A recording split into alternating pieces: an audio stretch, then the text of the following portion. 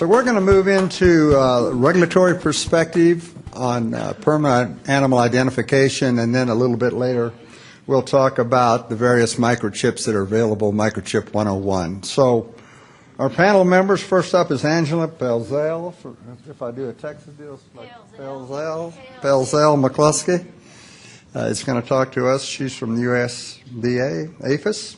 And then Dr. Carl Heckendorf from the Colorado Department of Agriculture, and then Dr. Diane Stacy from the Louisiana State Veterinarian's Office. And I know we have a lot of state veterinarian personnel in the room, so don't be shy and afraid to chime in if there's something you see or want to say. So, Angela, you're up. Thanks, Tom. I don't have a formal presentation for this afternoon. I thought I'd just chit-chat with you. But tomorrow morning, when Carl and I are both on, I would encourage you to come to that session because I do have a formal presentation tomorrow, and it's all the things that go wrong when you try to trace these microchips. And it's pretty interesting where this goes. I'm an equine epidemiologist for USDA. I'm actually the only equine epidemiologist that we have for USDA. So I'm the poor schmuck who is trying to trace these microchips. I am big government. But please don't call me that. I'll be a little offended. I'm 5'2" and 110 pounds, so I'm not big government. I do want to clear up a few misconceptions, though, about USDA-APHIS-Veterinary Services. We are the group that's responsible for protecting the national herd. And the majority of our rules, we have very few that actually apply to equine, but the majority of our rules are based around what you guys already know about, which is importation of equids from other countries. And that is really making sure that those horses don't have certain infectious diseases that we either don't want to bring into the country or that are foreign to the U.S. that we can't have here. So really, big government relative to equine health is pretty darn small. I don't have any black helicopters. I would love one if someone has a way to get us some funding. APHIS-VS, we don't have any helicopters at all. In fact, we steal from Wildlife Services, and we use those helicopters to actually shoot feral swine with swine brucellosis. We also shoot nilgai, who have cattle fever ticks coming from Mexico. Montana says they have one, but the wildlife guys have it too. They shoot coyotes. So seriously, the black helicopter stuff, guys, relative to animal health and equid health, it's not there.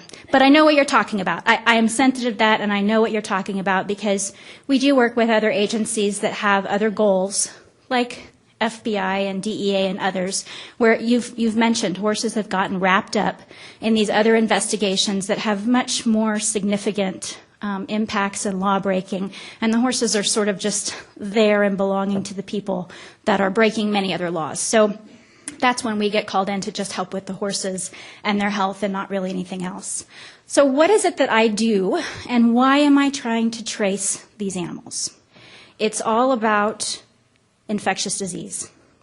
And the majority of things that I work on are things that you have heard of in the last couple of years. Equine infectious anemia, equine pyroplasmosis, vesicular stomatitis, CEM. These things are all me. I'm all in there with the state vets trying to figure out and manage these diseases. Again, the state animal health side and the federal animal health side, our goal is to protect the national herd. We want to identify the outbreaks very quickly, and we want to get them squashed because spread to the national herd is a much bigger deal than just spread to a single animal. And the longer that it takes for us to identify the first case, and the longer that it takes for us to wrap our hands around the incident and find all of the other exposed horses and get them quarantined and tested and managed, and in many cases treated, CEM is treatable. Equine pyroplasmosis is treatable. We have a treatment for this. It's not all death and destruction when we find specifically a regulatory disease. So I'm mentioning some more misconceptions here that you all as leaders in the industry, I hope, will take back. I don't expect for most of your constituents to stop thinking about black helicopters and USDA rules and regulations and all of this horrible stuff like the word quarantine. I don't expect them to not be afraid by that. But I do expect you all as industry leaders to know what we are actually doing, mainly because you're our partners in this endeavor. And I've worked with a lot of you in this room, some of you more recently with equine paraplasmosis or other issues that have been more specific to parts of the industry recently. And I hope that that continues, because I think we have a really great relationship in working to address and find solutions to these problems and to save more horses than we have to actually find as positive and deal with. So that's my hope for you. How do we do these things, the tracebacks? I'm going to talk again some more tomorrow about the specifics, some examples. It's more of a case study to show you when I've tried to trace certain things, what happens to it. And some of the stories are actually really humorous. So again, I encourage you to listen tomorrow. But how I usually go about doing this, specific to the diseases, in the horse industry, it focuses a lot on the individual identification of the animal. Obviously, you guys know that. Everything we deal with in the horse is really based on the animal's individuality and how we use that to our advantage, be it in competition, be it in breeding, be it in disease. It's the individual animal that gets us what we need. So figuring out who that animal is and what its history is really important to us. I use a lot of registered names. So for the breed registries here in the group, I use you guys every single day. I use data from Equibase every single day. A lot of my equine paraplasmosis cases or our bush track racing cases where we have both EIA, Piro, or both, a lot of those horses had a previous sanctioned race career. Some of them are wearing lip tattoos. They were nicely bred, expensive, registered animals at one point, and they've lost their identity. So why is that important to me? If I trip over a Piro positive or an EIA positive in a bush track situation, why is the previous history of that horse important? The life it took and the people that it went through to get to where it's standing infected, I have to go find those people and find the horses that were involved with those people.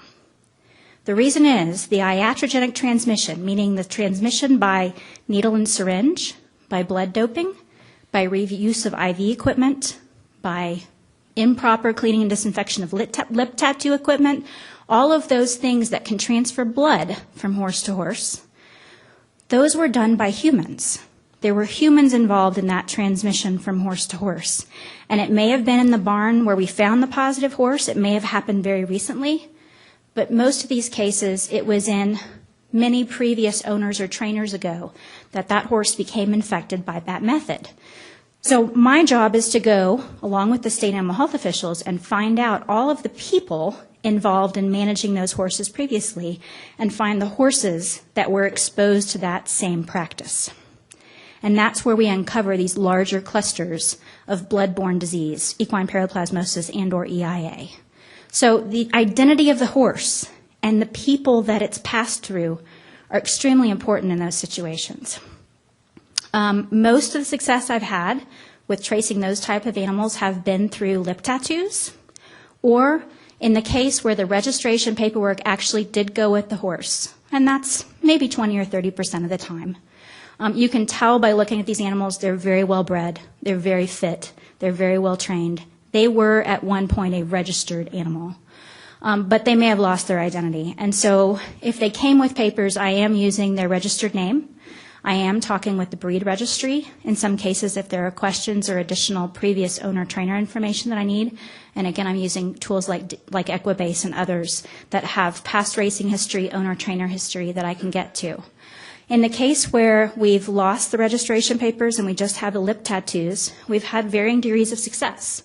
I'm very happy with how approachable the registries have been in assisting me when we have a specific investigation.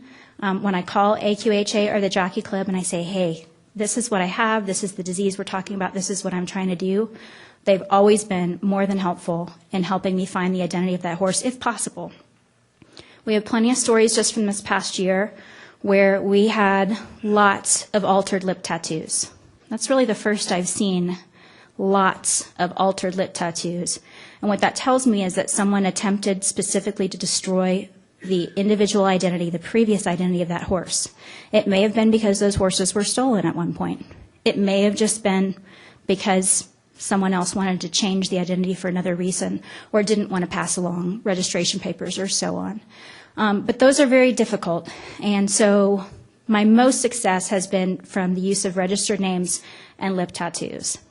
I will talk to you tomorrow about the success rate with microchip traceback and where we have problems and what we need to do to maybe fix that. One of the things that I do want to say to you all is that as a federal employee, I do not believe that we, the federal government, should house your data. I don't want your data. I'm serious. I'm the person who has to trace these, and I'm telling you, I don't want to house it. I don't want to own it. I don't want to maintain it, and I don't want to protect it. I want you all to do that. This is a massive industry with we talked about it earlier, right? Solid relationships. Your constituency has trust in your individual breed, discipline groups, other horse groups. They know you. They are part of your heritage and your group. They trust you with their data. And I believe that's where the data belongs. That is my personal opinion, and I can use the data with you all holding it and housing it. What I would like to see, and what the problem is right now, is when I have the horse, mystery horse with, hey, look, it's got a chip. Yay, right? It's got a chip. Not yay. What do I do with that, right? How do I figure out who holds the data connected to that chip? I can tell you the manufacturers have gone above and beyond. I always get 100% response from the manufacturer of that chip. They can tell me what it is, when they made it, and who they gave it to. And they always, thank God, they have always given me the contact information of the distributor or the next person in line that they sent it to. They have been phenomenal with that. After that, it's a graveyard. It's a graveyard. This is where data goes to die. What we don't have, like the small animal people, right? If you found a dog roaming around your neighborhood and you took it to your veterinarian and you scanned it for a chip, the vet said, we have a chip number here. You could take that chip number and get online and put it into 4 or 5 or 6 different online small animal lookup tools, and it will tell you where to go, who has that data. So-and-so animal clinic in Lafayette, Louisiana. Awesome. And here's the phone number for so-and-so veterinary clinic, so I can figure out who this dog belongs to. We don't have that on the equine side. If I had something where I could put the chip into a system, just online, search, and have it tell me this chip was registered at the American Quarter Horse Association, that's all I need. I would pick up the phone, I would call AQHA, I would talk to the registration department, and I would tell them what's going on and ask them for the information. And they have the right to tell me yes or no. And sometimes there's specific personal identifiable information of the people that I know not even to ask for because they really can't give it, and that's fine. But what this is a partnership. We have to really go with who are the people that we're serving, and those are the horse owners, and what is their comfort level with their own data. They want access to it, and they're going to allow probably one main entity that they trust access to it. And that's some of you breed registries or discipline groups or others within the industry. Again, I don't want to hold it. I don't need it. There are very limited times when I have a specific animal that I need to talk to you about that information. All the rest of the times, it's a moot point. The horse was healthy. It's moving to such and such show. It had a true registered Coggins. Everything was fine. We don't need to bother those people with the fear that their data is going to be in someone else's hands, like scary little me. So I think that's kind of some of the key points that I wanted to make, other than to really acknowledge and thank all of the industry groups that are here and the manufacturers and the vendors that are here. You guys have gone above and beyond. Just from listening this morning, you've done a lot of things that I didn't think you were that far forward yet, and I'm really grateful, and I'm glad to hear about it. I want to see this type of movement be a grassroots, industry-level movement. I want to foresee the day when having a microchip in your horse is just how we do business. It's just a normal thing, like shoving your credit card in the gas station when you want to pump gas. We all just do it.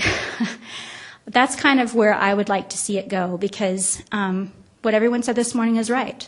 There's no reason to have some sort of state or federal requirement for individual horse ID. There are other parts of the livestock industry where that may be the only way to get that done, and they have moved forward and done that really well. But for equine, I think we're a really different ball of wax, and the industry is really, in my view, where that needs to start and where that needs to stay. So I'll end my comments there, and I'll maybe pass it on to Carl and see what he's got to say about the whole thing.